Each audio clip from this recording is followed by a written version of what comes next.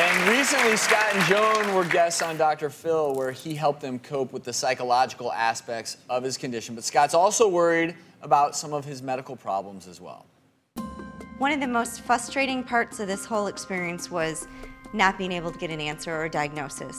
The doctors mentioned that you have a severe concussion, you should start feeling a lot better. A couple hours after the accident, I started developing this black spot. The diagnosis was I ruptured the optic nerve. I hit my head in the back, so it ruptured. My headaches since the accident, the first 6 months are pretty much 24/7. The best way I could describe it is like having my head in a vice and it's just being squeezed.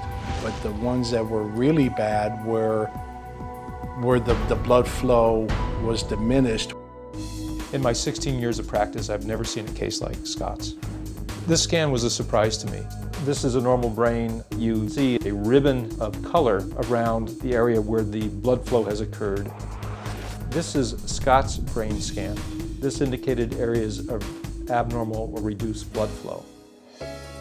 The seizures developed after about 18 months. Scott's seizures change in presentation and also in intensity. He's described it as very sharp pain, and sometimes they present themselves as just kind of a generalized confusion where he just is in a very confused state. He'll stand in front of the coffee pot not knowing how to operate it.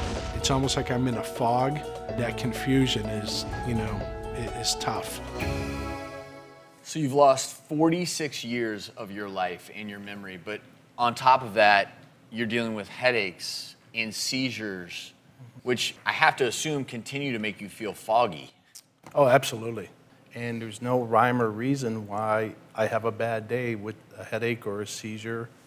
There doesn't seem to be anything we can pinpoint. But we want to get to the bottom of this.